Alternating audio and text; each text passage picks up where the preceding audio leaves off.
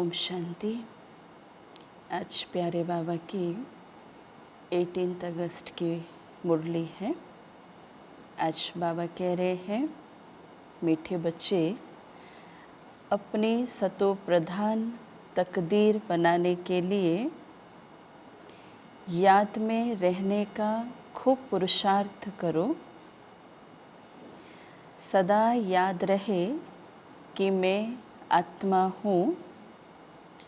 बाप से पूरा वर्षा लेना है। 3 चीज़ों के ऊपर आज बाबा कह रहे हैं। अपनी सतो प्रधान तकदीर बनाना है तो बाबा कहते कि याद में रहने का खूब पुरुषार्थ करो। सदा याद रहे कि मैं आत्मा हूँ और बाप से पूरा वर्षा लेना है।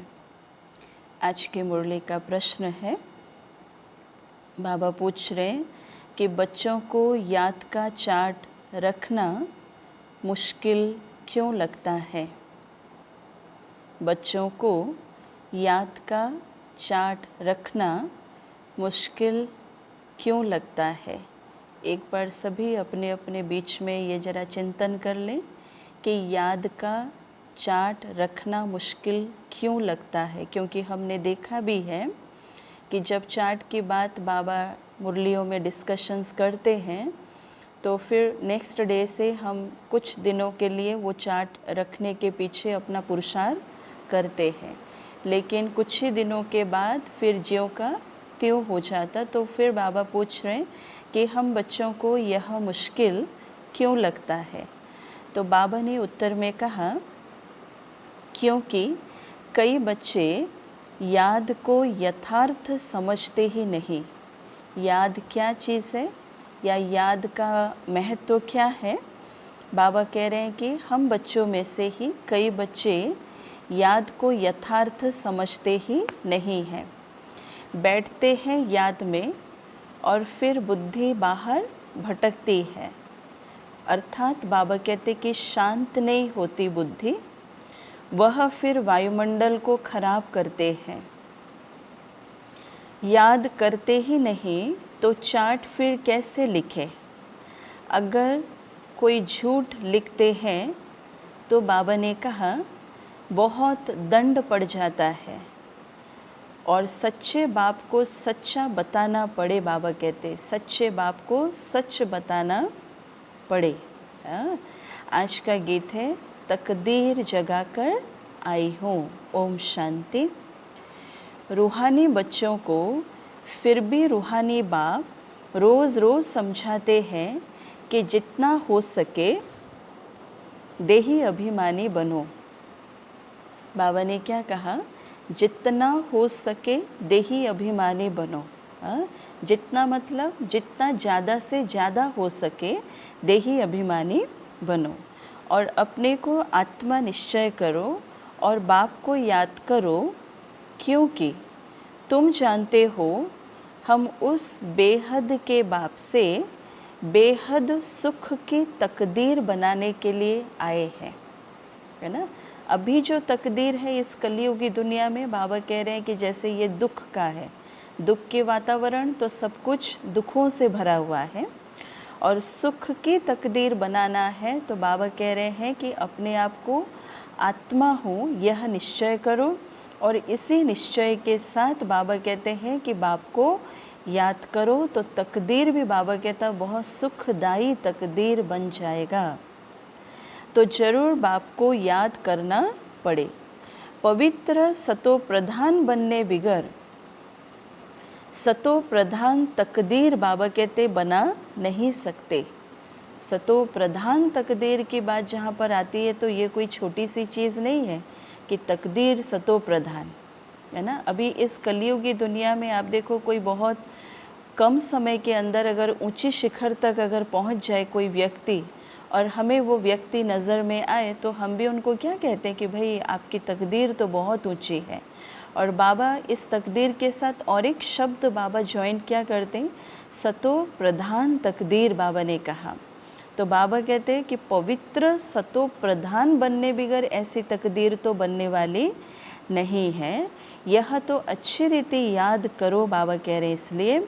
और मूल बात है ही एक, यह तो अपने पास लिख दो, बाबा कहता कि पवित्र सतो प्रधान बनने बिगर सतो प्रधान तकदीर हम बना नहीं सकते। बाबा कहते ये तो अपने पास लिख दो।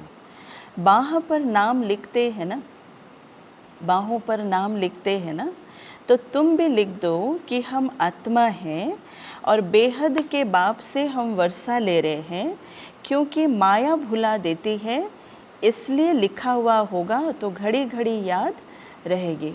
पहले समय पर क्या रहता है कि वो हाथों में नाम लिखते थे ना, तो अगर देखते थे तो वो याद आ जाता था। या मान लो कोई किसी के भगत भी होते थे ना, तो जिनके भगत होते थे उनके भी नाम लिखते थे। मान लो राम हुआ, श्री कृष्ण हुआ, श्री नारायण हुआ, जो भी देवा देवियों के जो भी भगत होते थे, तो अगर उनको देखे तो वो याद आ जाता था। तो बाबा भी कह रहे हैं कि हम भी लिखें। क्या लिखें? कि हम आत्मा हैं। मनुष्य ओम का व कृष्ण आदि का चित्र भी लगाते हैं याद के लिए। यह तो है नई ते नई याद। बाबा कह रहे ये जो याद अभी हम सीख रहे हैं, है ना, परमात्मा को कैसे याद किया जाए, बाबा कहते हैं कि यह है नए ते नई याद। यह सिर्फ बेहद का बाप ही समझाते हैं। ये कैसे याद करें, बाबा कहते हैं ये परमात्मा ही हमें आकर के सिखाते हैं। और इस समझने से बाबा कह रहे हैं तुम सौभाग्यशाली तो क्या पदम भाग्यशाली बनते हो। एक जैसे साकार मुरलियों में बाबा ने कई बार क्या कहा, एक है भाग्यशाली, भाग्यशाली, है ना। उसके बाद बाबा कहते 100 भाग्यशाली, 100 जॉइंट कर दिया बाबा ने। हाँ, फिर बाबा कहते लाखों भाग्यशाली, हजारों भाग्यशाली, लाखों भाग्यशाली। हाँ, फिर पदम भाग्यशाली बाबा कहते हैं। और बाप को ना जानने के कारण, याद ना करने के कारण कंगाल बन गए हैं। एक ही बाप है जो सदैव के लिए जीवन को सुखी बनाने के लिए आए हैं। एक ही पिता है जो सदैव के लिए हमारे जीवन को सुखी बनाने के लिए जो आए हैं। बाबा ने इसलिए कहा कि भल याद भी करते हैं परंतु जानते बिल्कुल ही नहीं। याद करते हैं परंतु जानते बिल्कुल ही नहीं। विलायत वाले भी सर्वव्यापी कहना भारतवासियों से सीखे हैं। देखो बाबा ने क्या कहा, विलायत वाले भी सर्वव्यापी कहना भारतवासियों से सीखे हैं। भारत गिरा है तब सब गिरे हैं। भारत ही रिस्पॉन्सिबल है अपने को गिराने और सबको गिराने के लिए, बाबा कह रहे हैं। और उसका मूल कारण है कि परमात्मा को सर्वव्यापी कह दिया। बाबा कहते हैं कि मैं भी यहाँ ही आकर भारत को स्वर्ग सचखंड बनाता हूँ। इसलिए बाबा को भारत भूमि पर आना पड़ता है, भारत को ही स्वर्ग बनाना पड़ता है। ऐसा स्वर्ग बनाने वाले की फिर कितनी ग्लानि कर दी है। परमात्मा सर्वव्यापी है, कण कण में है, पत्थर टिक्कर में है, तेरे में है तो मेरे में भी है। तो बाबा कह रहे कितनी ग्लानि कर दी है, भूल गए हैं। इसलिए लिखा हुआ है कि यदा यदा ही धर्मस्य। अब बाबा कहते इनका भी अर्थ बाप ही आकर के समझाते, ये भी अर्थ समझ में नहीं आया भक्ति मार्ग में। तो बलिहारी तो एक बाप की ही है। अभी तुम जानते हो बाप आते हैं जरूर, इसलिए शिव जयंती मनाते हैं। परंतु शिव जयंती का कदर बाबा कहते बिल्कुल नहीं है। शिव जयंती का कदर बिल्कुल नहीं है। अभी तुम बच्चे समझते हो जरूर होकर गए हैं जिसकी जयंती मनाते हैं, है ना। जयंती किसकी मनाई जाती है? जिन्होंने जन्म लिया, जो होकर के गए हैं उनकी जयंती मनाया जाता है ना। जैसे गांधी जी की जयंती, नेहरू जी की जयंती, सुभाष चंद्र बोस की जयंती और भी अलग अलग महान पुरुषों की जयंती हम मनाते आए। अर्थात ये आत्माएं होकर के गए हुए हैं, तो शिव जयंती भी मना रहे हैं। तो बाबा क्या कहते, जरूर ये शिव परमात्मा होकर के गए हैं। बाबा भी क्या कह रहे हैं कि सतयुगी आदि सनातन देवी देवता धर्म की स्थापना वही करते हैं, और सभी जानते हैं कि हमारा धर्म फलाने ने फलाने समय स्थापन किया। उनके पहले है ही देवी देवता धर्म, और सब जानते हैं कि हमारे धर्म की स्थापना फलाने ने फलाने समय पर किया। लेकिन एक धर्म जो सभी कहते गए कि हम हिंदू धर्म के हैं, तो हम में से कोई भी ना कोई किताबों में ना कोई शास्त्रों में हमने ना पढ़ा ना कभी सुना कि हिंदू धर्म के स्थापक कौन है। इसलिए बाबा कहते उनके पहले है ही देवी देवता धर्म, तो उनको बिल्कुल ही नहीं जानते कि ये धर्म कहाँ गुम हो गया। सभी धर्म खड़े हैं, लेकिन एक आदि सनातन देवी देवता धर्म बाबा कहता लुप्त हो गया है। तो अभी बाप आकर समझाते हैं, क्योंकि बाप ही सबसे ऊंचे और किसकी महिमा बाबा कहते है ही नहीं, और किसी की भी महिमा नहीं है। बाबा ने कहा धर्म स्थापक की महिमा क्या होगी। धर्म स्थापक का काम क्या था कि एक धर्म की स्थापना करके वो चले गए, तो उनकी महिमा क्या होगी। बाप ही पावन दुनिया की स्थापना और पतित दुनिया का विनाश कराते हैं और तुमको माया पर जीत पहनाते हैं। इसीलिए है ना, बाबा की कितनी महिमा है, कितनी महिमा है कि पतित पावन उसकी महिमा है, सुख का सागर उसकी महिमा है। बाबा कह रहे और तुमको माया पर भी जीत पहनाते हैं।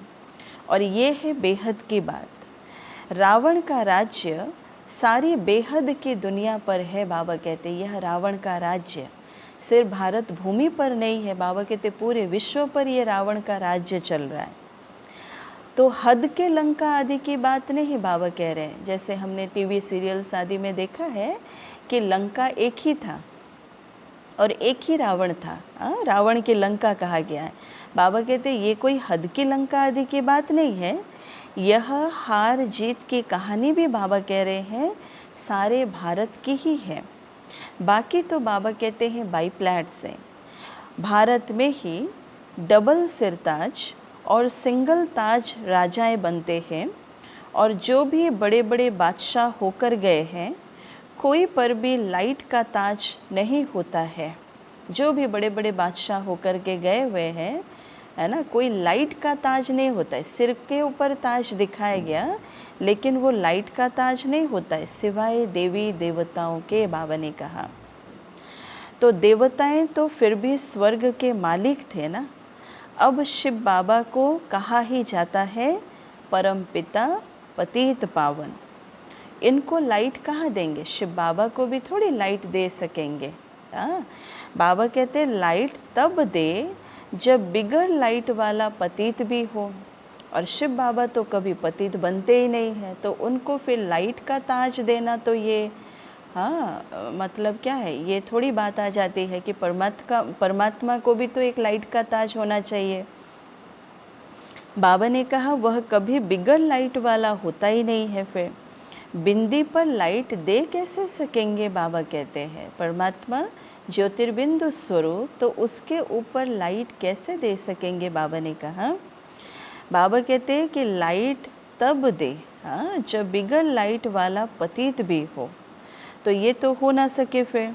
तो दिन प्रतिदिन तुमको बहुत गुह्य गुह्य बातें समझाते रहते हैं। कौन समझा रहे? दिन प्रतिदिन बाबा मुरलियों में बहुत डेप्थ पॉइंट्स बाबा हम बच्चों को समझाते हैं, जो जितना बुद्धि में बिठा सके। फिर बाबा ने कहा बाबा का कर्तव्य है हम बच्चों को आकर के बूंद बूंद करके ज्ञान के सागर में, है ना, लहराना, सुने, ज्ञान झोलियों से भरना, ज्ञान रत्नों से भरना। अब बाबा कहते हैं कि जो जितना बुद्धि में बिठा सके, इसलिए मुख्य है ही याद की यात्रा, बाबा ने कहा। और इस याद की यात्रा में बाबा कहते हैं माया के विघ्न बहुत पड़ते हैं। है सत्य बात बाबा जो कह रहे हैं, ज्ञान सुनते समय माया के विघ्न नहीं पड़ते, सेवा करते समय नहीं होते, लेकिन याद के समय पर ये आत्मा संपूर्ण रीति से अनुभव करती है। जब मन और बुद्धि बाबा के पास एकाग्र नहीं हो पाती है, तब ये आत्मा को रियलाइज़ होता है कि माया किस रीति से अपना विघ्न डाल रही है।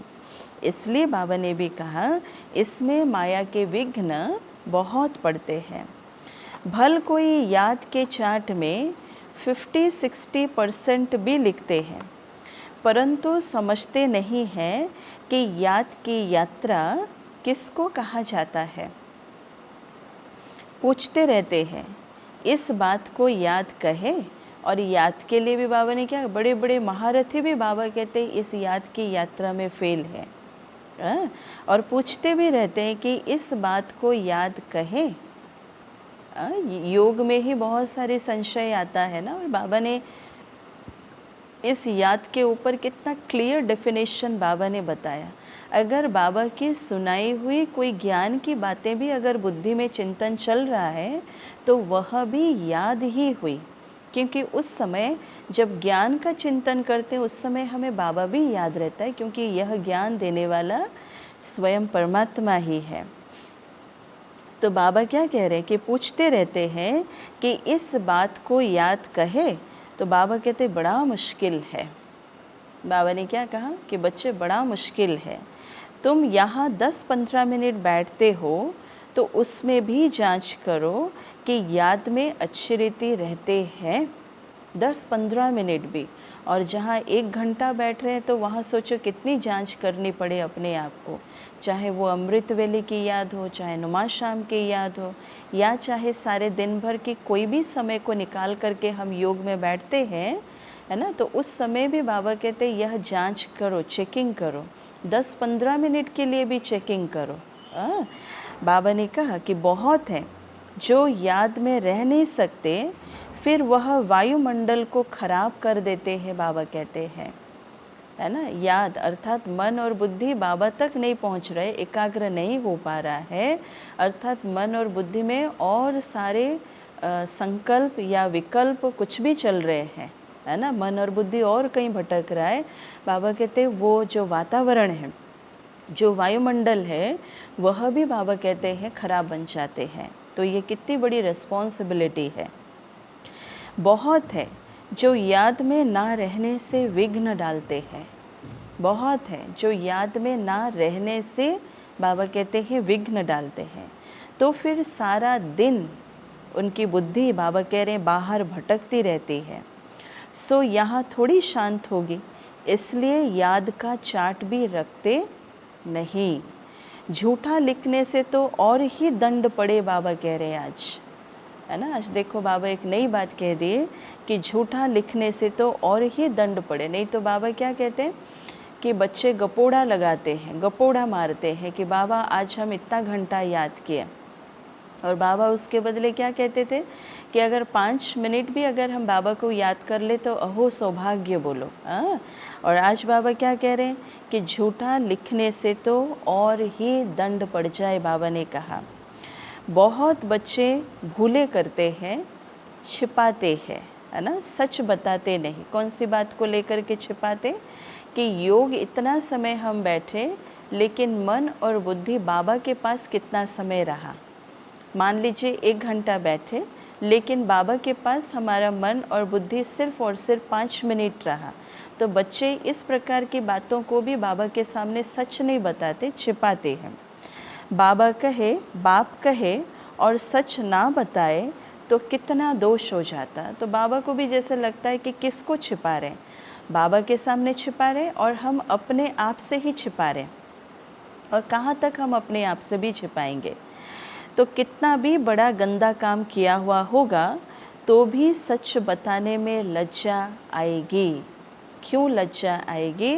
क्योंकि हमें पता चल गया है कि इस यज्ञ के अंदर बाबा ने कुछ मर्यादाओं से हमें बांधा हुआ है ना। और जब यह आत्मा उस मर्यादा को उल्लंघन करती है तो फिर इस आत्मा को लज्जा आती है बताने के लिए। बट बाबा भी क्या कहते कि बाबा के सामने स्वीकार करो, बाबा कहते अक्सर करके सब झूठ बताएंगे, इसलिए कहा गया है कि झूठी माया, झूठी काया, झूठा ये सारा संसार है ना। तो एकदम देह अभिमान में आ जाते हैं। सच सुनाना तो अच्छा ही है, और भी सीखेंगे, बाबा कह रहे सच सुनाना ही तो, बाबा कहते सच सुनाना तो अच्छा ही है, क्योंकि और ही सीखेंगे। और बाबा के सामने ये सच कह दिया, कोई भी सच, अगर कोई भी प्रकार की गलती किया हुआ हो, कोई भी मर्यादा का उल्लंघन किया हुआ हो, तो बाबा ने भी क्या कहा कि और भी सीखेंगे, और आगे के लिए उस प्रकार की गलती करने से भी हम अपने प्रति बहुत जांच रखेंगे कि वो गलती हमारे से और दोबारा ना हो जाए, इसलिए बाबा ने कहा। और यहाँ सच बताना है, बाबा कहते हैं बाबा के सामने बोलो सच, और किसी के सामने भले नहीं बोलो, लेकिन बाबा के सामने तो सच बोलो, बाबा कह रहे हैं। नॉलेज के साथ साथ याद की यात्रा भी जरूरी है, क्योंकि याद की यात्रा से ही अपना और विश्व का कल्याण होना है। याद की यात्रा से ही अपना और पूरे विश्व का कल्याण होना है। नॉलेज समझाने के लिए बहुत सहज है, लेकिन याद में ही मेहनत है, और पूरे विश्व का कल्याण बाबा क्या कहते हैं, इस योग शक्ति के आधार से ही हम बच्चे कर सकते हैं। बाकी बीज से झाड़ कैसे निकलता है वह तो सबको मालूम रहता है। बुद्धि में बाबा ने कहा 84 का चक्र है, बीज और झाड़ की नॉलेज होगी ना। बुद्धि में 84 का चक्र है, अर्थात बाबा कहते बीज और झाड़ की नॉलेज भी इस बुद्धि में है ना। बाप तो सत्य है, चैतन्य है और ज्ञान का सागर है, उनमें नॉलेज है समझाने के लिए, और यह है बिल्कुल बाबा कहते अनकॉमन बात। बाबा ने कहा शिव बाबा ज्ञान का सागर है, जिसमें सर्व प्रकार का ज्ञान समाया हुआ है। बाबा कहते यह मनुष्य सृष्टि का झाड़ है, बाबा ने कहा, तो यह भी कोई भी नहीं जानते, ये मनुष्य सृष्टि रूपी झाड़ है, और इस झाड़ में बीज कौन है ना, झाड़ कैसे वृद्धि को पाता है यह भी किसी को नहीं पता, इसलिए सब नेति नेति करते गए, क्योंकि बाबा कह रहे हैं ड्यूरेशन को ही नहीं जानते तो बाकी क्या जानेंगे। अर्थात इस सृष्टि रूपी झाड़ की आयु भी कितनी है, और इस सृष्टि रूपी झाड़ के एक्टर्स कौन है, डायरेक्टर कौन है, ये बात भी नहीं जानते, तो बाकी क्या जानेंगे। बाबा कह रहे हैं तुम्हारे में भी बहुत थोड़े हैं जो अच्छी रीति जानते हैं, इसलिए सेमिनार भी बुलाते हैं। अपनी अपनी राय दो, कहते हैं ना, राय तो कोई भी दे सकते हैं, बाबा ने कहा, ऐसे नहीं कि जिसके नाम है उनको ही देनी है, राय तो कोई भी दे सकते हैं। हमारा नाम नहीं है, हम कैसे देवे, बात वो नहीं है। बाबा कहते राय तो, सजेशन तो कोई भी दे सकते, ओपिनियन तो कोई भी दे सकते हैं। बाबा कह रहे हैं कि नहीं, कोई को भी सर्विस अर्थ कोई राय हो, एडवर्टाइज हो, बाबा कहते हैं कि बच्चे लिख सकते हो, लिख सकते। बाबा किसी को भी मना नहीं करते। अगर सेवा के लिए अगर कोई बुद्धि में युक्ति चल रहा है ना, कोई ऐसी प्लानिंग चल रहे हैं, तो बाबा कहते भले अपनी राय दो कि अगर इस प्रकार से सेवा हो तो बहुत अच्छा हो। बाबा भी कहते लिख भी सकते हो। बाबा कहते हैं कोई भी राय आए तो लिखना चाहिए। अगर बुद्धि में इस प्रकार की कोई भी चिंतन आ रहा होगा तो बाबा कहते तुरंत उसको लिख डालो। बाबा इस युक्ति से सर्विस बहुत बढ़ सकती है, ऐसे बाबा तक पहुंचाओ, लिख करके बाबा तक पहुंचाओ कि बाबा इस युक्ति से सर्विस बहुत बढ़ सकती है।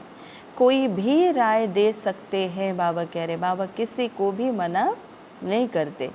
देखेंगे कि किस किस प्रकार की राय दी है। बाबा तो कहते रहते हैं किस युक्ति से हम भारत का कल्याण करें, सबको पैगाम देवे, है ना। आपस में विचार निकालो और लिख कर भेजो कि क्या ऐसी युक्ति रचे कि हम पूरे भारत का कल्याण कर सके। पूरे भारत तो क्या, पूरे विश्व का कल्याण कर सके। माया ने सबको सुला दिया है, फिर बाबा कह रहे हैं, है ना। ब्रह्मा बाबा को भी साकार में जब बाबा थे तो ब्रह्मा बाबा को भी नींद नहीं आता था। बाबा के अंदर भी हमेशा यह चिंतन चलता था कि कैसे ये पूरे विश्व की आत्माओं को बाबा का संदेश मिले, इसलिए बाबा को नींद नहीं आता था। और बाबा हम बच्चों को देखते हुए क्या कह रहे हैं कि माया ने सबको सुला दिया है, अब उनको जागृत करना, उनको जगाना, बाबा कहते वो हमारा ही फ़र्ज़ है। तो बाप आते ही हैं जब मौत सामने होता है। अब बाबा कहते कि सबकी वानप्रस्थ अवस्था है, पढ़ो ना पढ़ो, मरना तो ज़रूर है, बाबा ने कहा, क्योंकि सबकी वानप्रस्थ अवस्था। तैयारी करो ना करो, बाबा कहते नई दुनिया तो ज़रूर स्थापन होनी है। बाबा किसी के लिए इंतज़ार नहीं करेगा, समय अनुसार बाबा इस धरती पर आते, ड्रामा अनुसार, जिसको बाबा ने कहा ज्ञान दिया। अब कोई सुने या कोई ना सुने, कोई विश्वास करे ना विश्वास करे, लेकिन इस पुरानी दुनिया का विनाश और सतयुगी दुनिया की स्थापना बाबा कहते वह तो ज़रूर होनी है। तो अच्छे अच्छे बच्चे जो हैं वह अपनी तैयारी कर रहे हैं, बाबा ने कहा। इसलिए बाबा ने एग्ज़ाम्पल आज दिया सुदामा का। तो बाबा कहते सुदामा का भी मिसाल गाया हुआ है ना, चावल मुट्ठी ले आया सुदामा। तो बाबा क्या कहते कि बाबा हमको भी महल मिलने चाहिए। बच्चे भी बाबा को कह रहे हैं कि बाबा हमको भी महल मिलने चाहिए, है ना। बाबा के इस बेहद के घर पे, इस बेहद के यज्ञ में अलग अलग वैरायटी के आत्मा है। बाबा कहते है ही उनके पास चावल मुट्ठी, तो क्या करेंगे। अब थोड़ी उनके पास चावल मुट्ठी या चावल मुट्ठी स्वाहा किया तो बाबा भी उस चावल मुट्ठी के हिसाब से बाबा देंगे। बाबा ने कई बार मुरलियों में क्या कहा कि एक दोगे तो बाबा उसमें पदम गुणा ऐड करके बाबा इन रिटर्न देगा। इसलिए बाबा ने कहा कि है ही जिनके पास चावल मुट्ठी तो क्या करेंगे। बाबा ने मम्मा का मिसल बताया है। आज बाबा मम्मा को याद कर रहे हैं कि चावल मुट्ठी भी नहीं लेकर के आई थी मम्मा। मम्मा अपने साथ कुछ भी लेकर के नहीं आई थी, लेकिन क्या बनी मम्मा, पूरे विश्व की महारानी श्री लक्ष्मी। बाबा कह रहे बाबा ने मम्मा का मिसाल बताया है, चावल मुट्ठी भी नहीं ले आई, फिर कितना उच्च पद पा लिया इसमें। इसलिए बाबा कहते पैसे आदि की बात नहीं है। बाबा ने कहा याद में रहना है और आप समान बनाना है। ये सर्विस तो करना पड़ेगा जो मम्मा ने करके दिखाया। यज्ञ की पूरी सेवा मम्मा ने किया। ऐसे नहीं कि मम्मा कुछ लेकर के नहीं आई थी और बाबा ऐसे ही बैठे बैठे मम्मा को दे दिए, वो बात भी नहीं है। मम्मा ने जी जान लगा करके इस यज्ञ के प्रति भी मम्मा ने बहुत सेवाएं की। इसलिए तो सतयुग के पूरे विश्व के महारानी बनी ना। बाबा कह रहे हैं इसलिए याद में भी रहना है और आप समान बनाना है। बाबा की तो कोई फ़ीस आदि नहीं है, और संस्थाओं में जाओ तो पहले एडमिशन के लिए फ़ीस आदि लेते हैं, लेकिन यहाँ बाबा ने कोई फ़ीस सिस्टम आदि डाला नहीं है। समझते हैं हमारे पास पैसे पड़े हैं तो क्यों ना यज्ञ में भी स्वाहा कर दे। ये भी ख्यालात बच्चों के अंदर आते हैं। हाँ, क्योंकि विनाश तो होना ही है और सब व्यर्थ हो जाएगा। इससे कुछ तो सफल कर ले, इससे अच्छा कुछ तो सफल कर ले। मनुष्य कुछ ना कुछ दान पुण्य आदि जरूर करते हैं, तो वह दान पुण्य जो किया है ना, वो दान पुण्य फिर किसके खाता में जाता है, उस आत्मा के ही खाता में जाता है।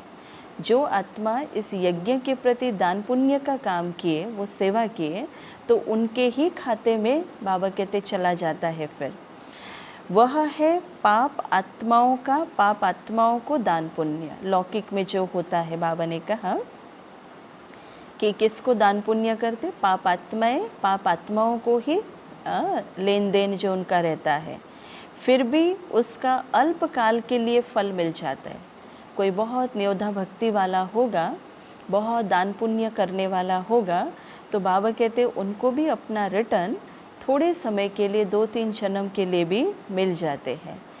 समझो कोई यूनिवर्सिटी कॉलेज आदि बनाते हैं, पैसे जास्ती हैं, धर्मशाला आदि बना देते हैं, तो उनको फिर क्या होगा उसके लिए, कई बार बाबा ने कहा है कि कोई मान लो यूनिवर्सिटी खोल करके दिया, किसी के पास बहुत धन है और वो एक बहुत सुंदर यूनिवर्सिटी खोल करके दिए, तो बाबा उस आत्मा के लिए भी क्या कहा बाबा ने कि नेक्स्ट जन्म में उस आत्मा का एजुकेशन भी बहुत हाई क्वालिफाइड वाला वो होगा, उसकी जो एजुकेशन होगी ना वो बहुत ऊंची शिखर तक होगी। मान लीजिए कोई हॉस्पिटल आदि बना करके देते हैं तो वो आत्मा भी है ना निरोगी हो करके जैसे रहेंगे, क्योंकि किया है वो आत्मा अपने जीवन काल के अंदर, भले पिछले जन्म में भी, लेकिन इन रिटर्न में बाबा उनको देंगे ही देंगे। इसलिए बाबा भी क्या कहते हैं, जैसे कोई धर्मशाला आदि बना देते हैं तो उनको मकान आदि भी अच्छा मिल जाएगा, परंतु फिर भी बीमारी आदि तो होगी ना। इस यज्ञ के अंदर भी बाबा ने क्या कहा, कोई अगर अपना मकान है ना यज्ञ को स्वाहा कर दिया, है ना, यज्ञ को स्वाहा कर दिया कि चलो यहाँ भी गीता पाठशाला खोले, यहाँ की आत्माओं को कल्याण हो जाए, तो किसी ने अपना मकान भी दे दिया, तो बाबा उसके लिए भी क्या कहते हैं कि सतयुग के लिए उसके नाम का, उनके नाम का एक महल तो अभी से ही फिक्स हो गया, बाबा कभी रखेगा नहीं। इस परंतु बाबा कहते फिर भी बीमारी आदि तो होगी ना, जबकि ये कलयुगी है ना बीमारी वाली दुनिया है। बाबा कह रहे हैं कि समझो किसने हॉस्पिटल आदि बनाई होगी तो करके तंदुरुस्ती अच्छी रहेगी, परंतु उनसे सब कामनाएं तो सिद्ध नहीं होती है ना। तंदुरुस्ती अच्छी होगी इसका अर्थात ये नहीं है कि उसे सब कुछ प्राप्त हो जाएगा। तो यहाँ तो बेहद के बाप द्वारा तुम्हारी सब मनोकामनाएं पूरी हो जाती है। बाबा ने कहा कि तुम बनते हो पावन, तो सब पैसे विश्व को पावन बनाने में लगाना अच्छा है। तुम बनते ही हो पावन, तो बाबा कहते हैं कि सब पैसे विश्व को पावन बनाने में लगाना अच्छा है ना। मुक्ति जीवन मुक्ति देते हो, सो भी आधा कल्प के लिए। सब कहते हैं कि हमको शांति कैसे मिले, है ना। कोई भी आते हैं बाबा के घर तो सबसे पहली चीज़ ये रहता है कि हमारे पास शांति नहीं है, शांति कैसे मिले, हम शांत कैसे रहें। बाबा भी क्या कहते कि वह तो शांति धाम में मिलती है। और कोई जब हमारे सामने इस प्रकार के सवाल पूछते हैं तो हम भी उनको समझाते हैं ना कि ये है ही कलयुगी, अर्थात कलह कलेश की यह दुनिया है, ये दुख और अशांति की दुनिया है, तो ये शांति कहाँ से आएगी। लेकिन ये ईश्वरीय विश्वविद्यालय हमें अशांत वातावरण में भी शांत होकर के रहने की शिक्षा दे देती है ना। तो बाबा भी हमें क्या कहते, वह तो शांति धाम में मिलती है। शांति कहाँ मिलती, शांति धाम। और सतयुग में एक धर्म होने के कारण वहाँ अशांति होती नहीं। अशांति होती है, बाबा कहते हैं कि रावण राज्य में। गायन भी है ना कि राम राजा राम प्रजा, वह है अमर लोक। बाबा कह रहे हैं जो सतयुगी दुनिया में चाहे विश्व का महाराजा हो, चाहे राजा हो, चाहे साहूकार हो, प्रजा हो, दास दासी हो, कोई भी हो, बाबा कहते सभी वहाँ पर मालिक होंगे, क्योंकि वह है ही अमर लोक। वहाँ अमर लोक में मरने का अक्षर होता नहीं। समय से पहले कोई शरीर छोड़ दे, यह सतयुग में नहीं होने वाला। यहाँ तो बैठे बैठे अचानक मर जाते हैं, तो इसको मृत्युलोक और उसको अमरलोक कहा जाता है, क्योंकि वहाँ मरना होता नहीं। बाबा ने कहा पुराना एक शरीर छोड़ फिर बालक बन जाते, और वो भी अपनी पूरी आयु कंप्लीट करके फिर वो आत्मा खुशी खुशी से शरीर छोड़ती है, फिर देवी देवता बनती है। और वहाँ कोई रोग आदि होता नहीं। तो बाबा कह रहे हैं कि कितना फ़ायदा होता है। श्री श्री की मत पर तुम एवर हेल्दी बनते हो। श्री श्री अर्थात शिव बाबा, उनकी श्रीमत पर ही बाबा कहते तुम कितने एवर हेल्दी बनते हो। तो ऐसे रूहानी सेंटर्स कितने खुलने चाहिए। और अभी वर्तमान समय देखें तो चारों तरफ घनेरे ही सेंटर्स खुल गए हैं। बाबा भी कहते थोड़े भी आते हैं, वह कम है क्या। इस समय कोई भी मनुष्य ड्रामा के ड्यूरेशन को नहीं जानते हैं, है ना, ड्रामा की आयु कितनी है वो नहीं जानते। पूछेंगे तुमको फिर ये किसने सिखलाया है? ये किसने सिखलाया है?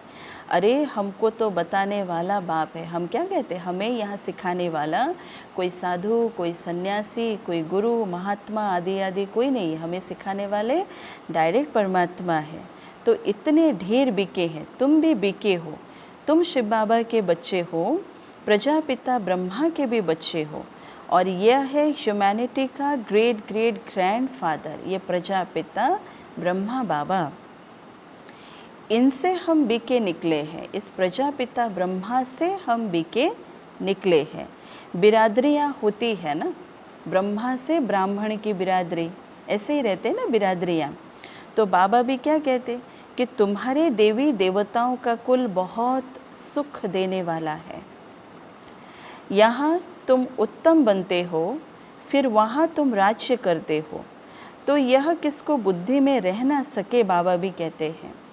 तो यह भी बच्चों को समझाया है कि देवताओं के पैर इस तमो प्रधान दुनिया में पड़ ना सके। सुना, कई आत्माएं क्या कहते, श्री कृष्ण ने जन्म ले लिया।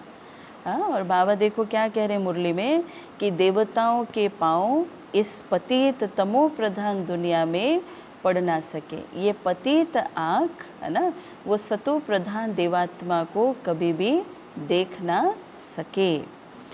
तो जड़ चित्र का परछाया पड़ सकता है, बाबा कहते चैतन्य का कभी नहीं पड़ सकता।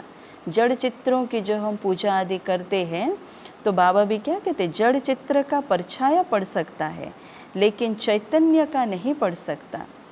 तो बाप समझाते हैं कि बच्चे, एक तो याद की यात्रा में रहो, एक तो बाबा कहते याद की यात्रा में रहो, कोई भी विकर्म ना करो। और तीसरा बाबा कह रहे हैं कि सर्विस की युक्तियाँ भी निकालो, कैसे हम सेवा करें। बच्चे कहते हैं कि बाबा हम तो लक्ष्मी नारायण जैसा बनेंगे, है ना। बाबा सुन करके क्या कहते होंगे, बच्चे कह रहे हैं कि बाबा हम तो लक्ष्मी नारायण जैसा बनेंगे। और बाबा सुन करके क्या कहते होंगे कि बाबा कहते कि तुम्हारे मुख में गुलाब, लेकिन इसके लिए मेहनत भी करनी पड़े। बाबा कह रहे हैं सिर्फ बोलने से लक्ष्मी नारायण नहीं बन जाएंगे। बाबा कह रहे हैं कि इसके लिए मेहनत भी करनी पड़े। ऊंच पद पाना है तो बाबा कहते कि आप समान बनाने की सेवा भी करो। बाबा ने कहा आज पूरी मुरली में एक तरफ बाबा ने कहा याद और दूसरी तरफ बाबा ने रखा सेवा। तो उच्च पद पाना है तो आप समान बनाने की भी सेवा करो। ने पद का जो परिभाषा बाबा ने कहा, पद पाना है तो बाबा कहते सेवा भी करनी पड़ेगी। तुम एक दिन देखेंगे कि एक एक पंडा अपने साथ 100-200 यात्री भी ले आएंगे। जो वर्तमान समय हम देखते हैं ना, बाबा के घर पे इतने हजार बच्चों का आना होता है ना। तो एक एक पंडा अपने साथ 100-200 आत्माओं को भी बाबा के घर लेकर के आते हैं।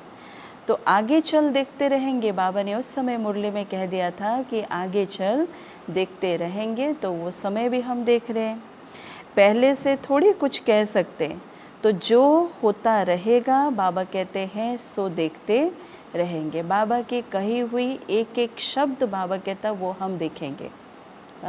बाबा ने देखो ये भी मुरलियों में क्या कह दिया था कि यहाँ सेंटर तक आना भी बच्चों के लिए मुश्किल हो जाएगा।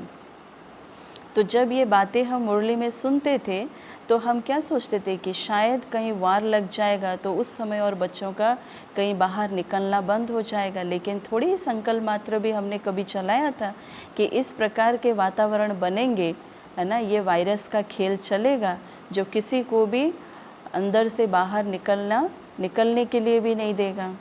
अब वो तो देख तो रहे हैं, सत्य चीज़ है। अच्छा, बाबा कहते जो होता रहेगा सो देखते रहेंगे, और ये बेहद का ड्रामा है। तुम्हारा है सबसे मुख्य पार्ट बाप के साथ। सबसे ऊंचा पाठ बाबा कह रहे इस संगम युग में हम आत्माओं का बाबा के साथ है। जो तुम पुरानी दुनिया को, है ना, बाबा कहते जो तुम पुरानी दुनिया को नई बनाते हो। इतनी ऊंचा पाठ जो बाबा कह रहे पुरानी दुनिया को तुम आत्माएं ही नई बनाते हो। यह है पुरुषोत्तम संगम युग। अब तुम सुखधाम के मालिक बनते हो। वहाँ दुख का नामो निशान नहीं होगा। बाप है ही दुख हरता सुख करता। दुख से आकर हम बच्चों को लिबरेट करते हैं। बाबा हम बच्चों को दुख से आकर के लिबरेट करते हैं, है ना। अभी आप देखो 2 दिन पहले हमने स्वतंत्रता दिवस मनाया, जिसको स्वाधीनता दिवस कहा गया है, इंडिपेंडेंस डे कहा गया है। हाँ, या हम फ्रीडम चाहते हैं, लिबर्टी चाहते हैं, कितनी सुंदर सुंदर चीज़ों को लाया गया। अब देखा जाए तो जब परमात्मा इस धरती पर आते हैं तब वास्तव में परमात्मा ही हमें सारी दुखों से लिबरेट करते हैं, सारी दुखों से वो हमें फ्रीडम दिलाते हैं।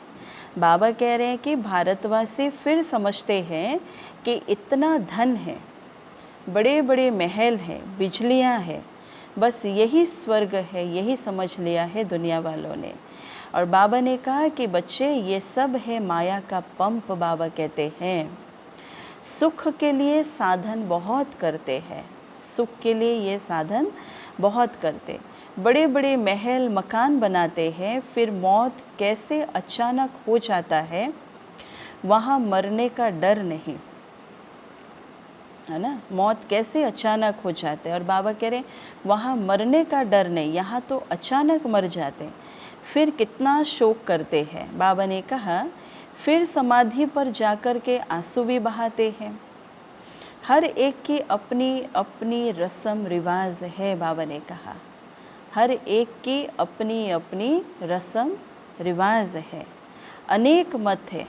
बाबा ने सुनाया सतयुग में ऐसी बातें होती नहीं, वहाँ तो एक शरीर छोड़ दूसरा ले लेते हैं और खुशी खुशी से आत्मा शरीर छोड़ती है। कोई दुख नहीं, कोई तकलीफ नहीं, कोई व्याधि नहीं, कोई रोग नहीं। हाँ,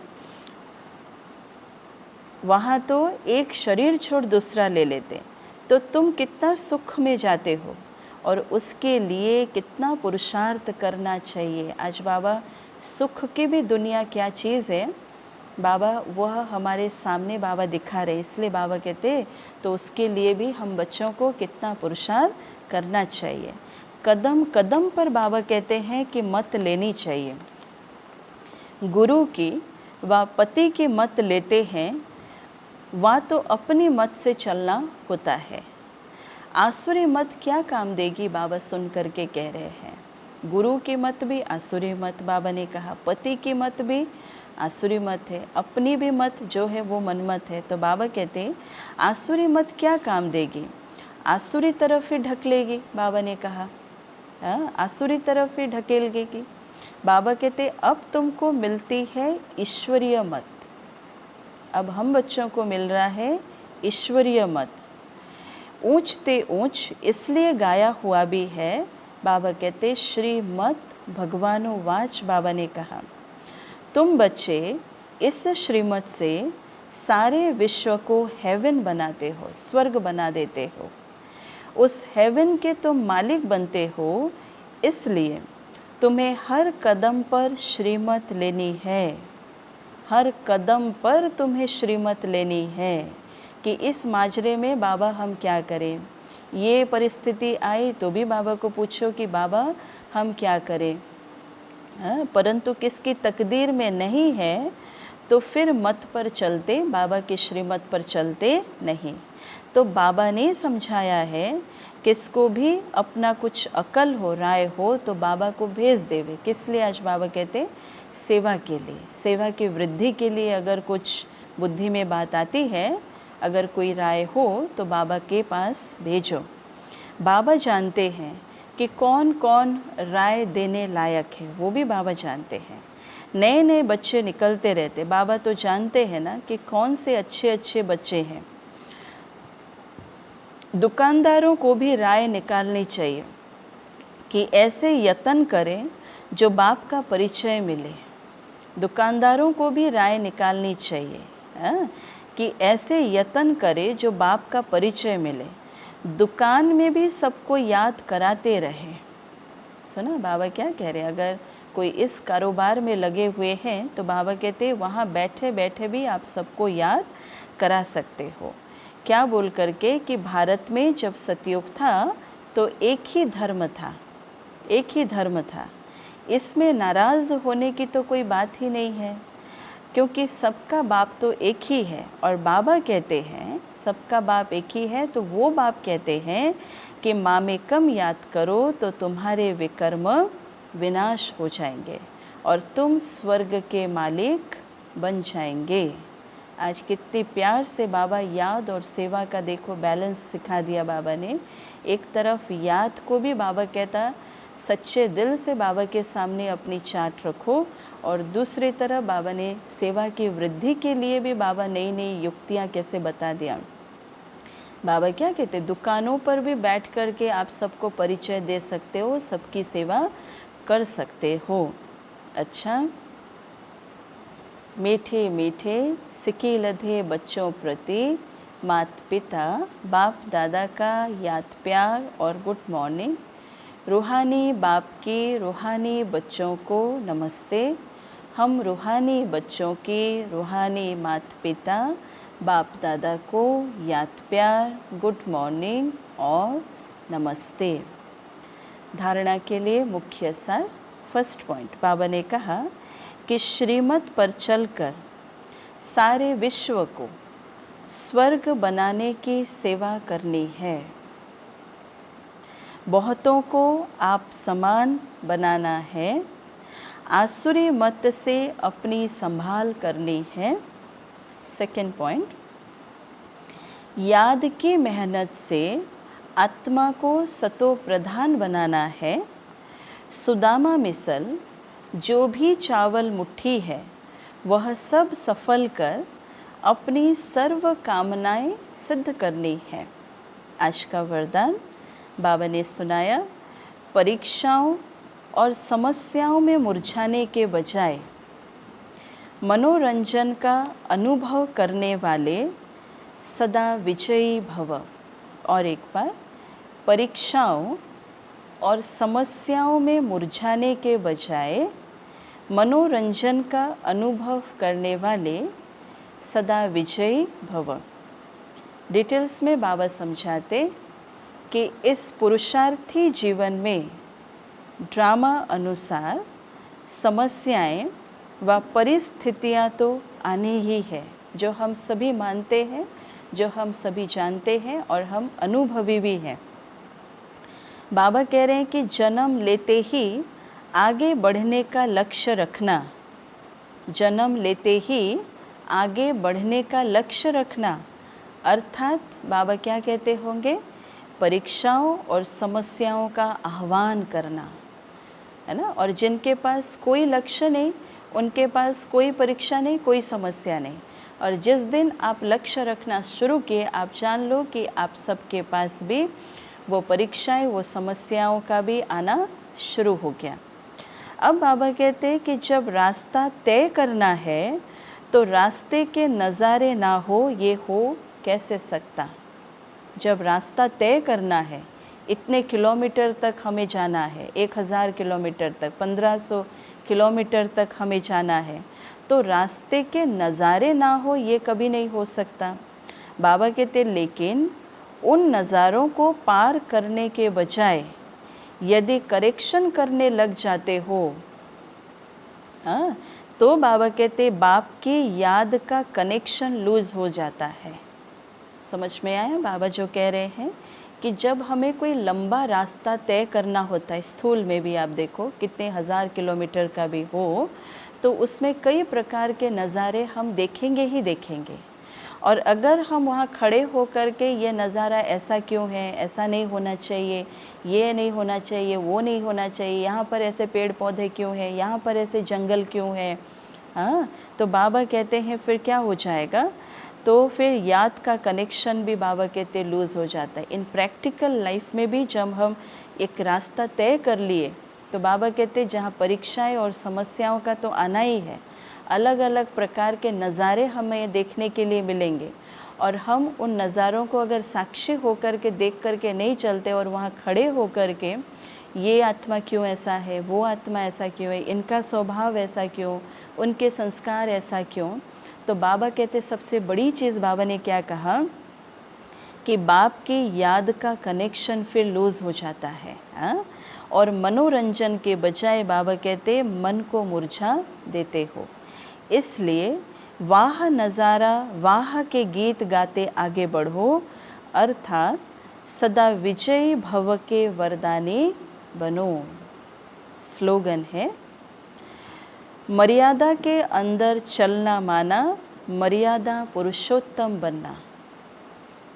मर्यादा के अंदर चलना माना, मर्यादा पुरुषोत्तम बनना, है ना। बाबा कोई चीज़ के लिए एंजॉय ना करो बाबा नहीं कहते, बाबा क्या कहते कि घूमो फिरो सब कुछ करो, लेकिन मर्यादाओं के अंदर रह कर के हमें करना है, तभी वो शोभनीय होगा, क्योंकि बाबा हमें मर्यादा पुरुषोत्तम बनाने के लिए आए हुए हैं।